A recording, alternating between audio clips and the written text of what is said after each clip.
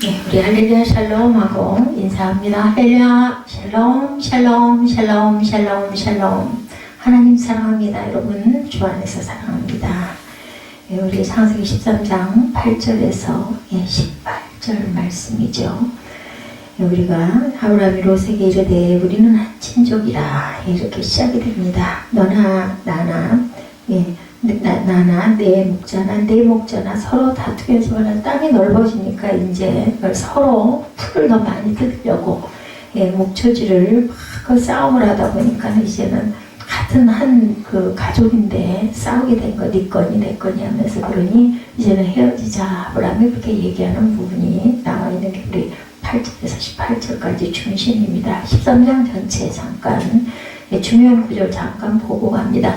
그 처음으로 단을 쌓은 곳 야훼 이름을 불렀더라 4절에 있어요. 그것이 어디냐면 아브라함이 애굽에서 그와 그의 아내와 모든 소유 롯과 함께 네겝으로 올라가니 애굽에서 네겝으로 올라가요. 아브라함의 가축과 은과 금이 풍부하였더라. 그가 네겝에서부터 길을 떠나 베델에 이르며 베델과 아이살 곧 전에 장막 쳤던 곳에 이르렀다. 그리고 거기에서 처음으로 단을 쌓았어요. 베델에서 그가 거기서 야훼 이름을 처음으로 불렀더라.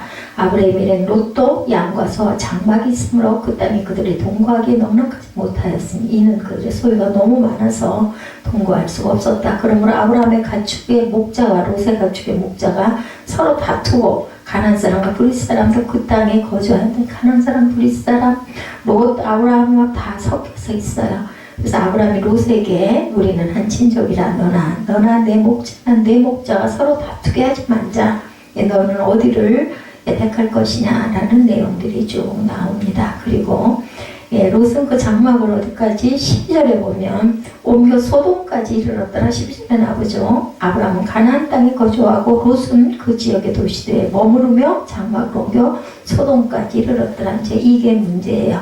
소돔은 당시 야훼 동산 같고 애굽 땅과 같았다. 애굽을 영적으로 세상을 이루기도 합니다. 그러나 소돔 사람은 야훼 앞에 어땠다고 그래요? 악하고 큰 죄인이었다. 13절에 그렇게 나오죠.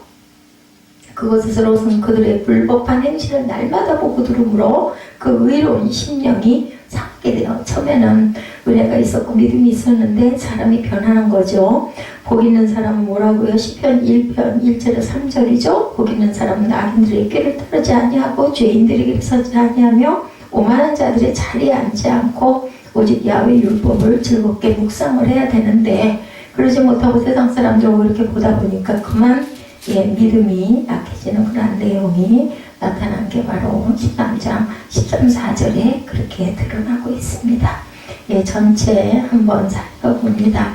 우리 창세기 13장에는 애굽에서 우여곡절 끝에 하나님의 도우심으로 무사히 가나안 땅으로 돌아오는 아브람과 롯의 이야기 펼쳐져 있죠.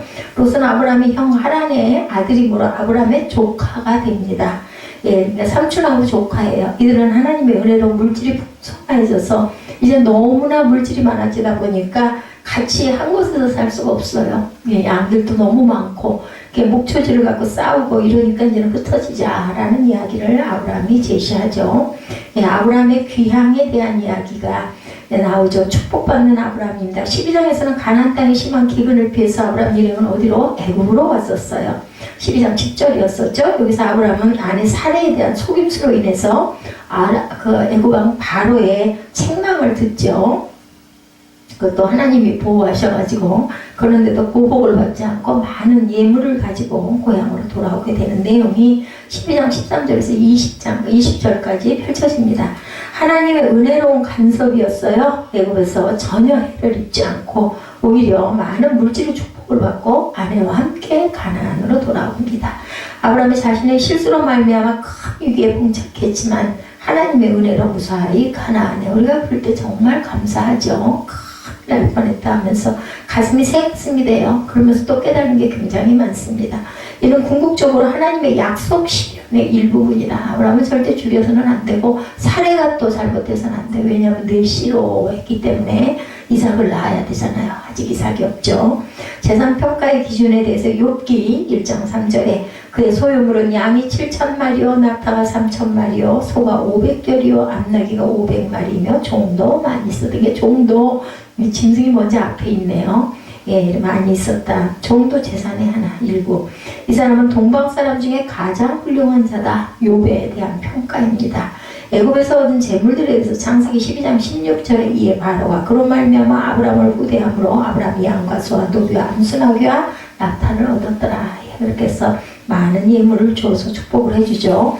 예, 베델의 이릅니다. 아브라함은 애굽에서 돌아온 후에 하나님께 대한 새로운 헌신의 필요성을 느끼어 베델로 올라갑니다.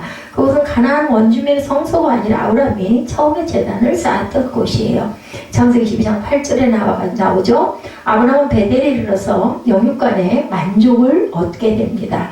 이게 장차 옮겨간 곳, 점차 옮겨간 곳은 창세기 12장 8, 9절에 거기서 베델 동쪽산으로 옮겨 장막을 치니 서쪽은 베델이요 동쪽은 아이라. 그가 그곳에서 야훼께 제단을 쌓고 야훼 이름을 부르던 이곳이 어떤 곳이라고요? 처음으로 제단을 쌓았던 곳이 바로 이곳이다. 9절에 점점 남방으로 옮겨갔다. 창세기 12장 9절입니다. 아브라함이 단을 쌓던 곳이 아까도 얘기했지만 그곳에 제단을 쌓고 베델 동쪽산으로 옮겨 장막을 치니 서쪽은 베델 동쪽은 아이라. 그가 그곳에서 야훼께 제단을 쌓고 야훼 이름을 부르더니.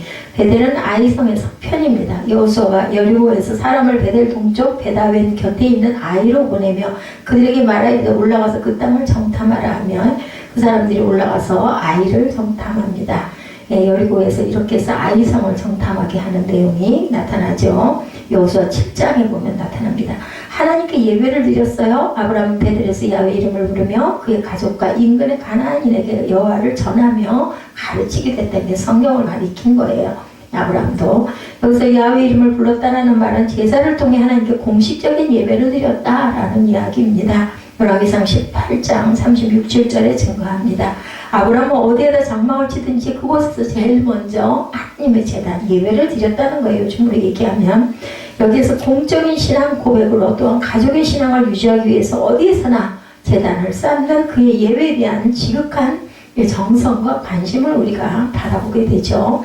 노아에 대한 이야기가 창세기 8장 20절에 노아가 야훼께 제단을 쌓고 모든 정결한 짐승과 모든 정결한 새 중에서 제물을 취하여 번제로 제단에 드렸던 노아도 이렇게 열심히 제단을 드립니다. 이삭 창세기 26장 25절에 이삭이 그곳에 제단을 쌓고 야훼 이름을 부르며 거기 장막을 쳤더니 이삭의 종들이 거기서도 우물을 팠더라. 제단을 쌓고 그 자리에서 우물을 파면 물이 잘 나왔어요. 이삭은 재밌었을 것 같아요. 그러니까 그냥 가는 데마다 제단을 정성껏 먼저 쌓고 그리고 나서 그 자리를 딱 파면 물이 나오니 얼마나 기뻤겠습니까? 신이 나서 그냥 가는 데마다 제단을 쌓지 않았겠어요. 자발적으로. 이전에 장막을 쳤던 장소 창세기 12장 7, 8절에 야훼께서 아브라함에게 나타나 이르시되 내가 이 땅을 내 자손에게 주리라 하시니라. 자기에게 나타나신 야훼께서 그가 그곳에 제단을 쌓고 12장 8절입니다. 창세기 거기서 베델 동쪽 산으로 옮겨 장막을 치니 서쪽은 베델이요. 아까 여기 창세기 13장 말씀에도 나온 그 이야기가 그대로 4절에 처음으로 제단을 쌓은 곳이라 그가 거기서 야훼 이름을 불렀더라. 예, 베델과 아이 사이 그곳에서 장막을 쳤다라는 이야기가 나옵니다. 롯의 분가가 나타나죠. 예, 그 제단을 쌓던 그곳이 나중에 예루살렘 성전자리가 돼요. 예, 그리고 또 그곳이 이삭을 바치려고 했던 그 모리아산 그 주변이기도 합니다. 롯의 분가에 대해서 풍성한 재물을 가지고 분가를 하죠. 이제 오늘 보면 6절에 아브라함과 롯은 각자 상당한 가축대를 소유하고 있어서 매우 너무 부유하다 보니까 그 땅에 그들의 동거를 감당을 못해요. 너무 그저 소도 많고 양도 많고 그 일로 인해서 아브라함의 목자와 롯의 목자가 다투니 이래서는 안 되겠다. 이 다툼의 근원은 목초지가 부족했기 때문이에요. 양과 그죠? 예, 그 모든 염소와 양과 소를 먹여야 되는데 이제 목초지가 풀을 뜯게 할 그 목초지가 부족하니까는 종들끼리 싸워서 6절에 그 땅이 그들의 동거하기에 넉넉하지 못하였으니 이렇게 증거됩니다. 부유함은 종종 불화의 원인이 되기도 하죠. 많은 재산은 인간의 마음에 지니고 있는 탐욕을 조장합니다. 그래서 보면 많이 가진 사람이 잘 섬기고 어려운 사람 많이 도울 것 같은데 가만히 보면 정말 없는 중에 섬기는 사람들이 더 열심히 섬기기도 합니다. 일에 성공을 가져온다고 누가복음 5장 9절에 이는 자기 및 자기와 함께 있는 모든 사람이 고기 잡힌 것으로 말미암아 놀랐다. 예, 이런 이야기가 있습니다. 분가의 원인 창세기 36장 7절에도 두 사람의 소유가 풍부하여 함께 거주할 수 없었습니다. 그들이 거주하는 땅이 그들의 가축으로 말미암아 그들을 용납할 수가 없었더라. 이렇게 얘기합니다. 재물에 소망 두는 것은 금물이라고 디모데전서 6장 17절에 내가 이 세대에서 부한 자들을 명하여 마음을 높이지 말고 정함이 없는 재물에 소망을 두지 말고 오직 우리에게 모든 것을 후히 주사 누리게 하시는 하나님께 소망을 둬라. 이런 말씀을 하시고 있죠. 그래서 결단합니다. 아브라함과 롯이 8절 9절에 아브라함은 숙질간에 삼촌과 조카가 다툼을 할 생각이 없어서 목자들의 다툼을 또한 볼 수도 없어서 자신과 롯 사이의 분쟁의 요인이 되는 재산을 분리할 필요성을 느끼고 다툼의 근본적 해결적으로 우리 따로 나누자. 예, 나누기를 제안하죠. 하나님의 백성은 언제나 평화를 사랑하는 온유한 백성임을 우리가 항상 보여야 합니다. 예, 다투어서는 안 되겠죠. 모든 생활 속에 다툼을 버리고 화평을 심는 결단이 필요한데 이 결단을 잘 못할 때가 너무나 많습니다. 다투지 말자. 고린도후서 12장 20절에 그러므로 내가 그리스도를 위하여 약한 것들과 능욕과 궁핍과 박해와 공고를 기뻐하느니 이는 내가 약한 그때에 강하니라. 그냥 약한 것을 공고한 것을 오히려 기뻐했다고 누가 바울 사도가 얘기하죠. 결단에 대해서 여호수아 24장 15절에 만일 야훼를 섬기는 것이 너에게 좋지 않게 보이거든 너희 조상들이 강 저쪽에서 섬기던 신들이든지 또는 너희가 거주하는 땅이 아무리 족속의 신들이든지 너희가 섬길 자를 오늘 택하라. 여호수아가 이렇게 얘기합니다. 오직 나와 내 집은 여호와만 섬기겠노라. 사사기 6장 10절에도 같은 이야기가 나옵니다.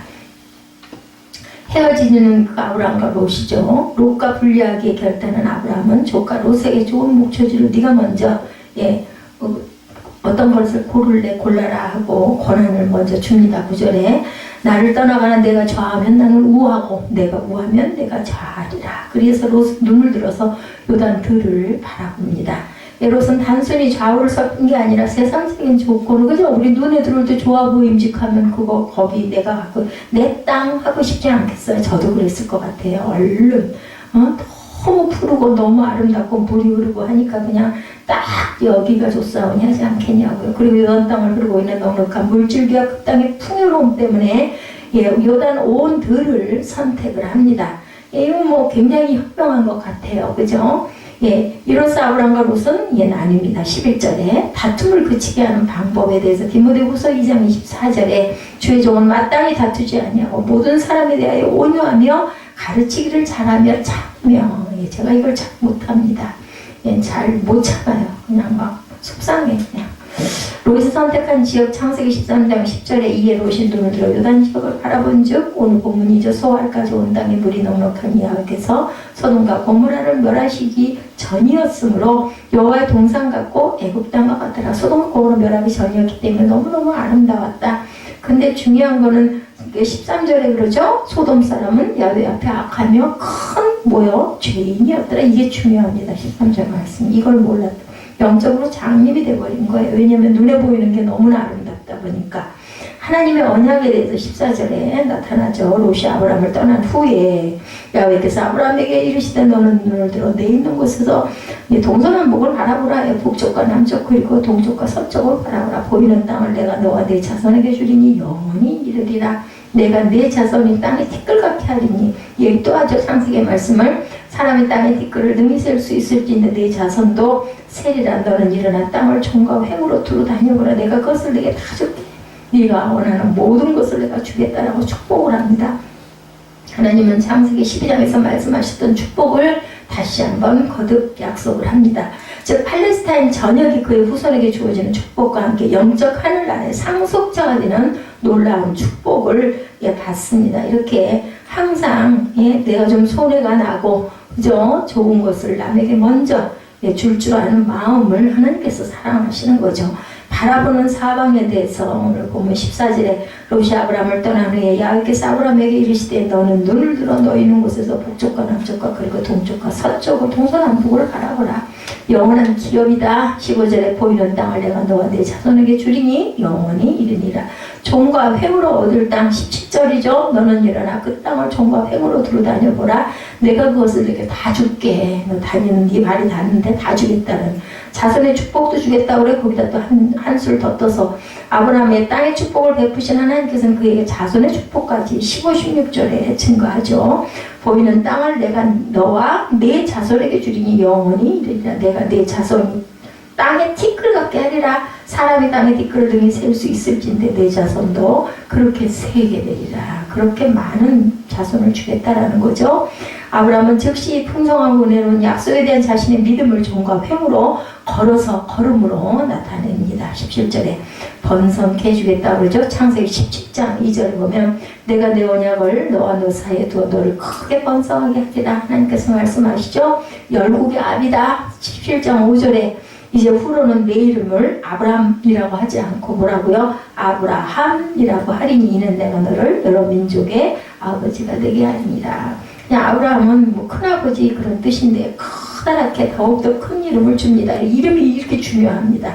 여러 해 쫓아 나올 만큼 17장 6절입니다. 내가 너로 심히 번성하게 하리니 내가 내게서 민족들이 나게 하며 왕들이 내게로부터 나오리라.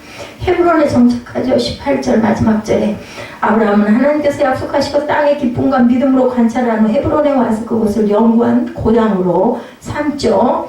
헤브론은 고대 중요한 도시예요. 예루살렘 남방 약 36km 지점에 있는데 이곳은 애굽에 있는 소알보다 7년이나 앞서 세워진 아주 오래된 고대 도시로 알려져 있습니다. 사라가 묻힌 곳에 대해서도 창세기 13장 19절에 그의 아브라함이 그 아내 사라를 가나안 땅 마므레 앞 막벨라 밭 굴에 장사하더라. 마므레는 곧 헤브론이에요. 예, 해석이 나와 있습니다. 마므레는 곧 헤브론이라. 예, 그러니까 아브라함의 아내가 묻히기도 합니다. 헤브론에. 아브라함의 자손이 거한 곳이라고 창세기 35장 27절에 야곱이 기랏 아르바의 마므레로 가서 그의 아버지 이삭에게 이르렀더니 야곱이 이르렀더니 기랏 아르바는 곧 아브라함과 이삭이 거류하던 헤브론이더라. 이곳이 발상지가 됩니다. 하나님의 말씀은 아주 기가 막히게 그대로 이루어지죠. 그래서 13장의 전체 결론은 아브라함은 갈대아 우르를 떠날 때부터 항상 함께 살았던 조카 롯과 헤어지게 되죠. 창세기 13장을 통해서 하나님께서는 물질보다 하나님을 더 사랑하고 사람을 사랑하며 평화를 사랑하는 사람에게 항상 은혜를 베푸신다는 것을 우리가 알게 돼요. 그러므로 우리도 물질보다 하나님을 더 사랑해야 된다. 그러니까 그게 그죠? 손해 났다, 억울하다 이런 생각을 하지 말아야 돼요. 내가 그렇게 억울함을 당하고 눈물이 나고 손해가 나면 하나님께서 그걸 아시고 아브라함에게 축복해 주신 그 축복을 주신다라는 마음이 들면 얼마나 기쁘겠어요. 그죠? 속으로 그죠? 아이 너는 모르지. 나는 하나님이 이렇게 갚아주실 거야. 이런 마음을 가지면 그냥 나도 모르게 웃음이 날 텐데 믿음이 약한 거죠. 인생을 한마디로 표현한다면 여러 가지로 말할 수 있겠지만 인생은 길을 찾아가는 것, 그죠? 길찾기일 수도 있습니다. 우리 길찾기 잘해야 돼요. 어느 곳을 갈 때 정말 내비게이션 잘 보고 가야 되는 것처럼 영적인 길찾기를 잘해야 된다는 거죠. 길을 잘 찾아가면 인생을 잘 사는 것이고 길을 잘못 찾아가면 정말 고생을 많이 합니다. 다시 돌고 그죠? 허비를 많이 하죠. 여기도 또 뭐가 따라가요? 선택이라는 것이 따라갑니다. 그래서 사람들은 누구나 좋은 길을 찾고 그 평탄한 길을 따라가기를 원합니다. 근데 먼저 짚고 넘어가야 할 중요한 사실, 좋은 길은 과연 어떤 길인가? 우리가 한번 생각해 봅니다. 고속도로처럼 크고 넓은 길이냐 아니면 길가에 화단 있고 가로수가 조성된 예쁜 길을 원할 것이냐. 이것도 또한 각각 개개인의 그저 취향 따라서 넓은 길, 그런 길을 원하기도 하고 소로길이라도 예쁜 길을 원하기도 합니다.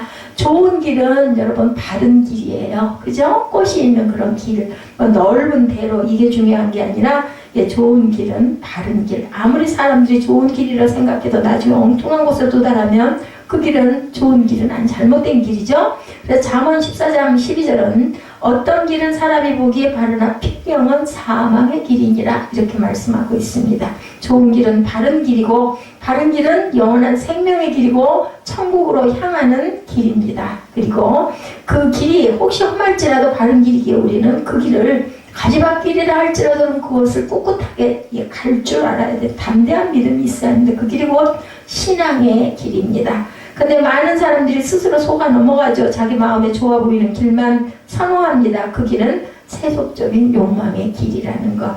안타까운 것은 신앙의 길을 가겠다고 나선 사람 중에도 적지 않은 사람들이 욕망의 길을 기웃거리고 그것이 좋아 보여서 그것을 사모하고 따라간다라는 거죠. 슬픈 일이죠. 그래서 보면 그죠? 그런 얘기 많이 하죠. 대만은 세상이 좋아서 세상으로 갔다. 예, 그 표현입니다. 혹시 그 사람들이 가까스로 구원받고 천국에 들어갈 수도 있겠지만 그 과정에서 수도 없이 방황하고 고통을 당하고 예, 천국을 가기는 가되 그저 피투성이가 돼서 가게 되는 경우도 많다. 그러므로 신앙의 길에서 벗어나지 않고 우리가 항상 바른 길로 온전한 길로 예, 바르게 가야 된다.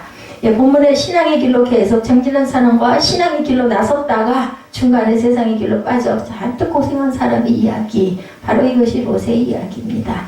자, 저와 여러분은 어떤 길을 찾아가기를 소원하시겠습니까? 당연히 우리는 아브라함이 갔던 그 길을 가야 된다. 근데 참 만만치가 않잖아요. 본문 읽어봤지만 정말 좋아 보였잖아요. 수할 땅 그쪽은 정말 너무나 아름다운 땅이고 물이 많고 목초지고 막 그러니 그걸 이 선택을 안 하겠냐는 거죠. 저도 읽어보면서 이 땅이지 할 것 같은데 그죠?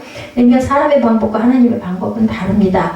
아브라함처럼 신앙의 길로 정진함으로 이 세상에 살 동안에도 승리하고 천국에서도 당당히 그저 입성할 수 있는 환영을 받는 저와 여러분들이 되셔야 되겠는데, 자, 신앙의 길과 욕망의 길, 아브라함의 길과 롯의 길, 이 길을 한번 봅니다. 처음에는 아브라함과 롯이 함께 출발했어요. 믿음도 좋았습니다. 롯도. 근데 안타깝게도 중간에 이렇게 갈라지게 됩니다. 계기가 된 사건이 너무 부유해서, 그죠? 그 원인은 본래 아브라함의 고향은 갈대아 우르였어요. 지금으로 말하면 이라크 남부지방입니다. 그것은 메소포타미아 문명 지역으로 달신을 섬기는 우상숭배 지역이었다고 합니다. 월신이라고 하죠. 하나님이 그를 택하셔서 믿음의 조상으로 삼으시려고 가나안 땅으로 나가라 하죠. 나이가 몇 살? 75세. 자식은 없었습니다. 마침 조카 롯이 아버지를 잃고 조실부모합니다. 그리고 그래서 그 조카를 아들처럼 데리고 갑니다. 가나안 땅에 와서 사는데 하나님의 은혜로 아브라함도 롯도 재산이 늘어났는데 코사다마의 문제가 생긴 거예요. 어떻게 보면은 목초지 문제로 다툼이 자꾸 벌어지죠. 그래서 아브라함이 먼저 제안을 한 내용입니다. 이런 경우에 당연히 조카인 롯이 삼촌인 아브라함에게 선택권을 양보해야 되는데 그런 게 안 보여요. 롯이 먼저 네가 해라 하니까는 자기가 다 좋은 땅을 차지합니다. 11절이죠. 10절에서 11절. 이에 롯이 눈을 들어 요단 지역을 바라본 즉 수알까지 온 땅에 물이 넉넉하니라. 그래서 소돔과 고모라를 멸하시기 전이었기 때문에 여호와의 동산 같고 애굽 땅과 같이 너무나 아름다웠습니다. 그러므로 롯이 요단 온 지역을 택하고 동으로 옮기니 그게 이제 여기서부터 나뉘었다. 롯은 눈에 보기 좋은 데를 선택. 요단 지역이 비옥하죠. 물질적인 풍요 엄청 좋아 보입니다. 신앙보다 욕망의 길로 롯은 들었습니다. 12절에 롯이 좋은 데를 찾아 옮겨 다니다 어디까지 갔다 그래요? 아브라함은 가나안 땅에 거주하였고 롯은 그 지역의 도시들에 머무르며 그 장막을 옮겨 소돔까지 이르렀더라. 이렇게 나타나 있습니다. 12절 본문에 아브라함은 가나안 땅을 떠나지 못합니다. 가나안 땅에 가뭄이 들고 원주민들이 텃세도 세서 애굽으로 이주한 적도 있었죠. 가물어가지고 그래서 창세기 12장 10절에서 20절에 보면 타지에서 두려운 마음에 사라가 누이라고 거짓말하는 그런 사건도 있었어요. 그죠? 그런데 창세기 13장 13절에 소돔 사람은 야훼 앞에 악하며 더 큰 죄인이었더라. 저는 그냥 눈에 이 말씀만 확 와서 꼽치더라고요. 소돔은 이렇게 죄악의 도성이었다. 우상숭배는 물론이고 얼마나 부정하고 부패하고 근데 거기에 꼭 따라오는 게 뭐냐면 음란이 따라옵니다.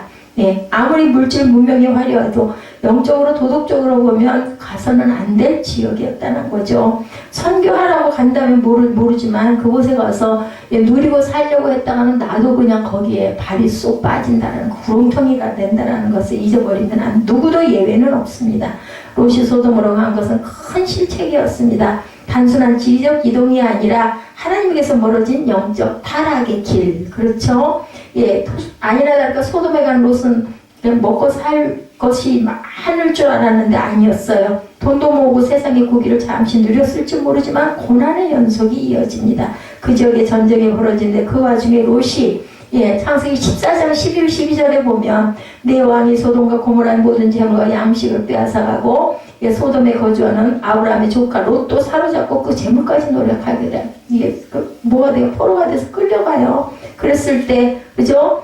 예, 아브라함이 가서 구해주잖아요. 318명의 그 아브라함의 그 병사들을 이끌고 그 소식을 듣고 구출했습니다. 다행히 인생 그냥 끝날 뻔했죠. 죽을 뻔했어요. 그 모든 재산 아무 소용이 없죠. 하나님이 롯에게 뭘 보여준 거예요? 경고를 하신 거예요. 옐로 카드를 보여줍니다. 근데 롯은 다시 소돔으로 다시 또 기어 들어갑니다. 예, 구출 받아가지고 와서 세상의 욕망에 중독이 되어서 빠져나올 수가 없습니다. 마침내 하나님이 예, 레드카드를 다시 제시하죠. 옐로카드에서 레드카드로 변화가 됩니다. 소돔을 심판하기 전에 롯에게 천사 한 번에서 경고했어요. 그래도 우물쭈물하는 롯과 식구들을 천사가 끌어내기에 망정이 지금 유황불에 타 죽을 뻔하기도 했죠.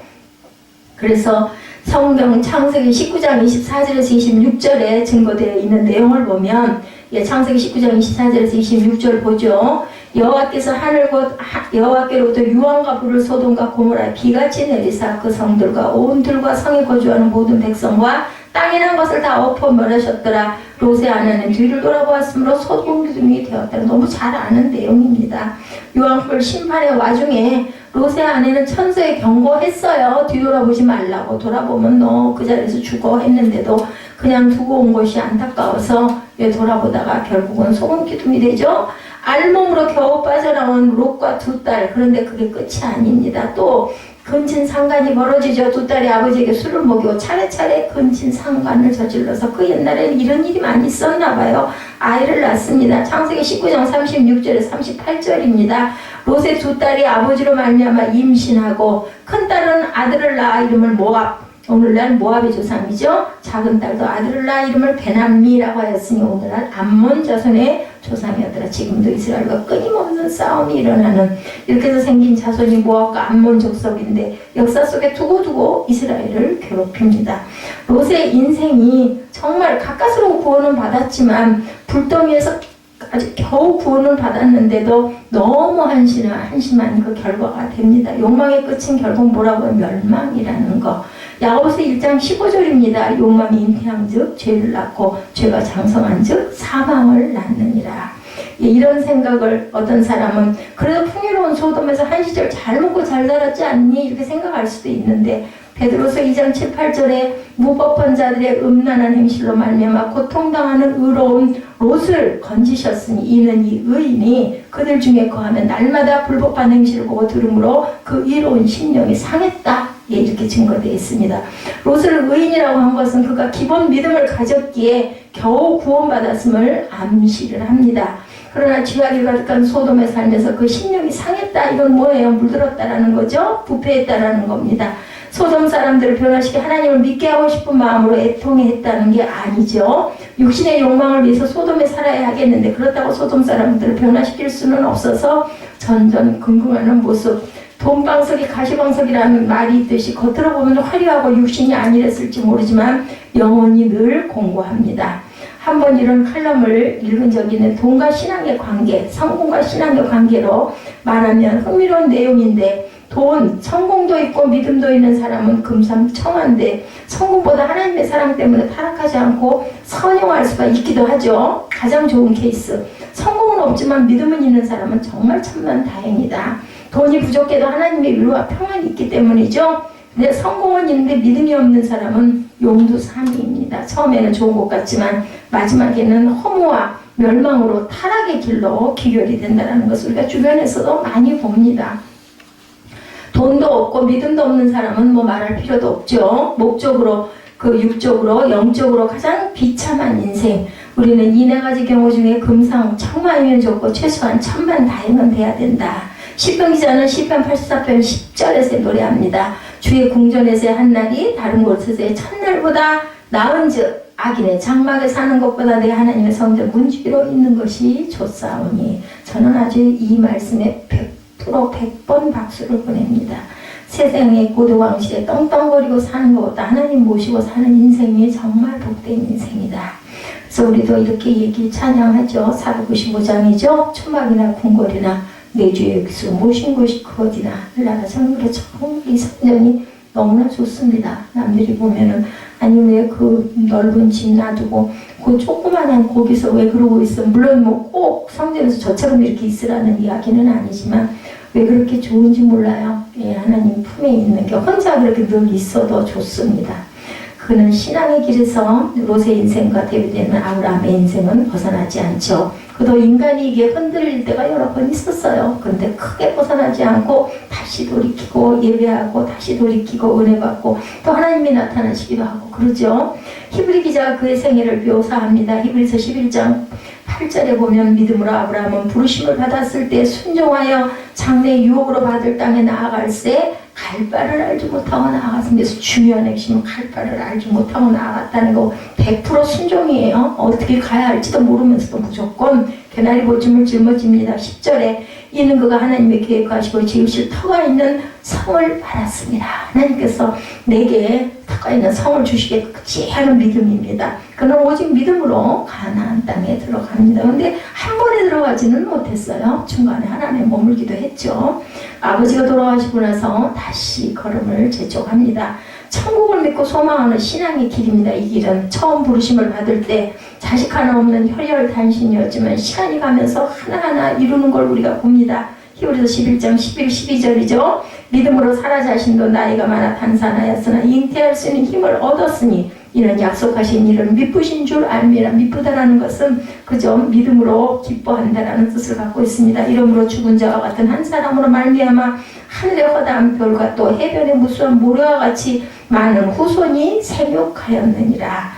예, 아브라함이 100세, 사라가 90세에 기적적으로 이삭을 낳죠. 그리고 나중에 큰 민족을 이룹니다. 열왕기상 4장 20절에 보면 솔로몬 당시에 문자 그대로 이스라엘의 인구가 바다에 모래같이 많았다라고 기록이 되어 있습니다. 그뿐 아니고 영적으로도 아브라함이 메시아의 조성이 되죠.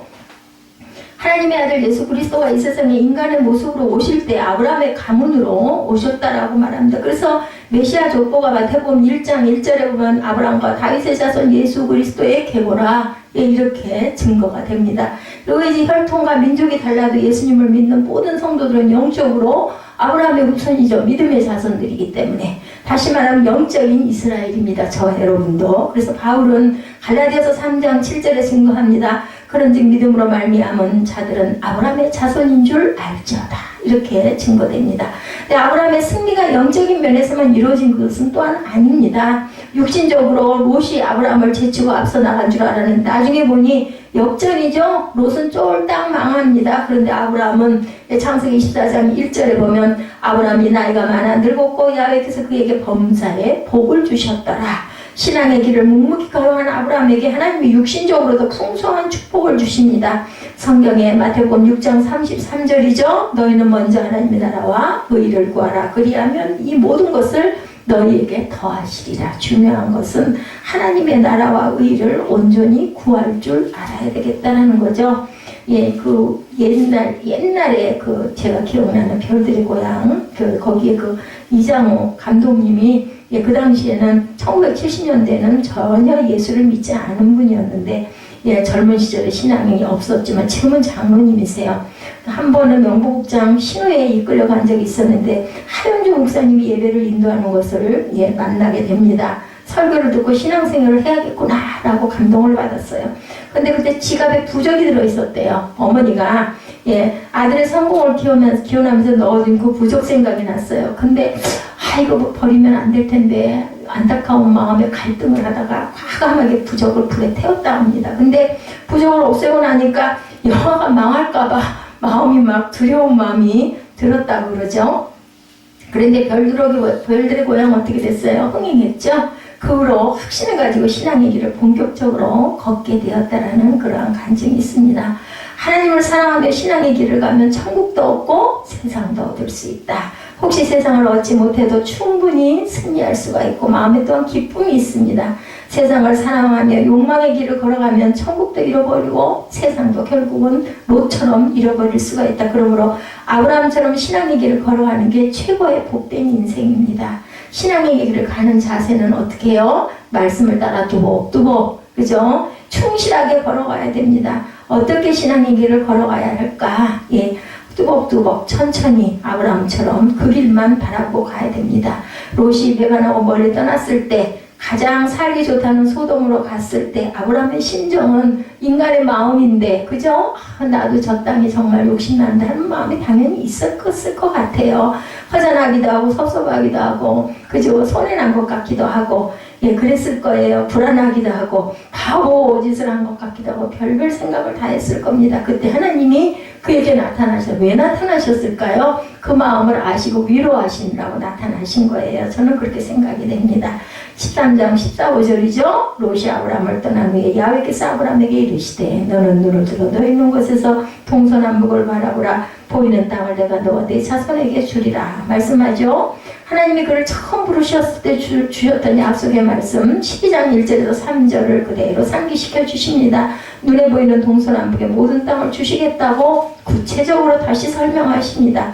그 당시 가나안 땅 중 단 한 평도 그의 소유는 없었습니다. 아브라함에게 반드시 그런데 아브라함과 그 자손들에게 주실 것을 다시 한번 재확인을 시켜줍니다. 예, 그의 인생 가운데 이와 비슷한 상황이 여러 번 있습니다. 하나님은 말씀으로 재확인시키고 또 재확인을 시켜요. 왜냐하면 우리 인간의 성경을 아시기 때문이에요.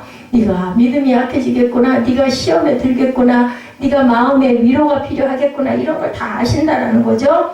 그럴 때마다 그는 마음을 다졌고 믿음을 다지고 신앙의 길을 그래도 바보같이 그저 뚜벅이처럼 걸어갑니다. 그 처음 말씀을 받았을 때 창세기 12장 4절에 이 아브라함이 야훼 말씀을 따라갔고 세상을 살다 보면 정말 막막하고 내가 바보짓을 하고 있는 게 아닌가 이런 생각 들 때가 많다는 거죠.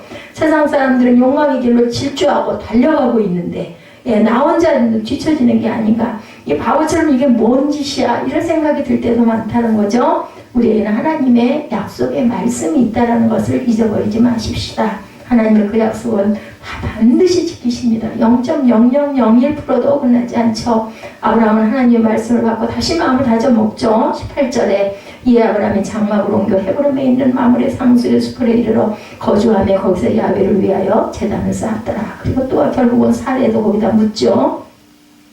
다시 신앙 고백을 하고 감사 예배를 드렸다는 결론입니다. 하나의 이야기 같아요. 그죠? 예, 우리도 마찬가지입니다. 세상에서 신앙의 길을 걸어간다는 거 쉽지가 않습니다. 때로는 정말 어리석은 것 같고 바본 것 같고 세상에 뒤처진 것 같고 그죠? 손해만 나는 것 같고 이럴 때가 너무나 많습니다. 시편 128편 1절에 야훼를 경외하며 그의 길을 걷는 자마다 복이 있도다 이렇게 말씀합니다.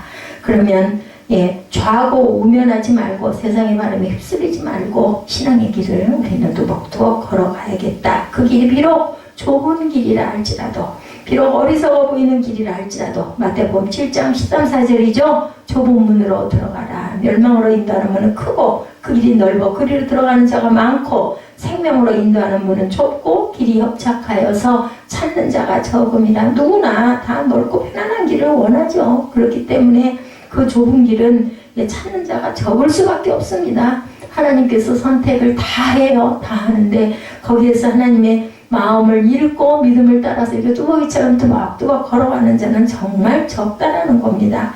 때로는 신앙의 길을 걷다 보면 손해를 볼 수도 있습니다. 또한 생명을 잃는 일도 있죠. 선교사님들 많은 그런 아주 고난을 많이 당합니다. 애매한 고난을 당합니다. 그런데도 결론은 하나님이 끝까지 책임져 주신다. 우리 영혼이라도 책임져 주시죠. 우리 후대에 축복해 주시고 절대로 그냥 두시진 않습니다.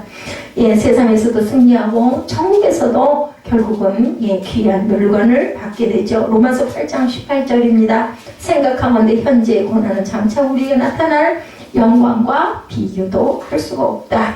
생각하건다는 말은 뭐죠? 따져보건대 혹은 계산해보건대 이런 뜻이 됩니다. 신앙 때문에 아무리 세상에서 고난을 당해도 하나님이 주시는 축복이나 영광에는 비교할 바가 못 된다. 그러므로 저와 여러분은 당장 눈앞의 현실 그것만 보고 로처럼 계산적으로 신앙생활을 하지 않아야 되겠죠. 신앙의 길은 꾸준히 걸어가는 것, 끝까지 걸어가는 것, 인내하는 것, 참는 것. 인생의 승부는 잠깐 절대로 한 번에 끝나는 게 아니고 오랜 세월을 지켜봐야 되고 반드시 하나님의 승리를 주신다는 것을 믿고 바라볼 줄 알아야 되겠다. 하나님의 축복은 점진적입니다. 창세기 4장 18절에 의인의 길은 돋는 햇살 같아서 크게 빛나 한낮의 광명에 이르거니와, 예, 이렇게 얘기합니다. 예, shining ever brighter till the full light of day, 이렇게 얘기합니다. 신앙의 길을 가면 처음에는 미미한 것 같지만 갈수록 좋아지고 마침내 승리한다. 세상 욕망을 향해 사람들이 저마다 약삭 빠르게 빨리 달려갈 거야 하고 가지만 신앙의 길은 이렇게 꾸준히 가는 사람들이 승리한다는 거예요. 먼저 가는 게 중요한 게 아니라 끝까지 꾸준히 믿음으로, 그죠? 미국의 골드로시 당시의 이야기입니다. 서부에서 금이 발견됐다는 소문이 퍼지자 동부에 살던 사람들이 서부로 다 몰려갔겠죠. 난리가 났을 것 같아요. 1849년에 그곳으로 몰려온 사람들을 가리켜 포티나이너스라고 얘기했다고 그래요. 그 해에 8만 명 이상이 몰려와서 인구가 급증하는 바람에 정시 캘리포니아 주로 승인이 됐다고 해요. 주가 됐어요. 오죽이나 하면은 금 때문에. 그때 먼저 도착한 사람이 인자였다고 합니다. 그러니 다들 그냥 머리에 악이 터지게 달려갔겠죠.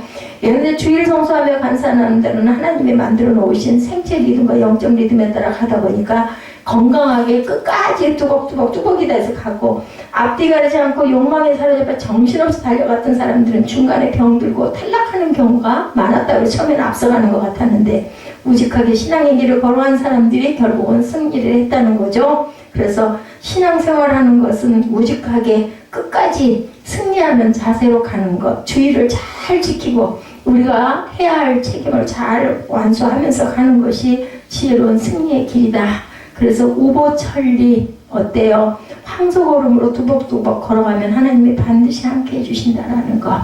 네, 저는 이 부분에서도 나도 아마 그렇게 급하게 달려가자면 일상이 그렇거든요. 뭐 하려면 그냥 한꺼번에 하려고 하다 너무 힘이 드는데, 전지전능하신 하나님을 믿는 성도는 세상 풍조를 보면서 좌고 우면해서도 안 되고 그렇게 해서도 그럴 필요도 없습니다. 하나님만 바라보고 말씀을 붙들고 신앙의 길로 그저 두벅두벅 걸어가면 그것이 끝입니다. 속도보다 중요한 것 방향.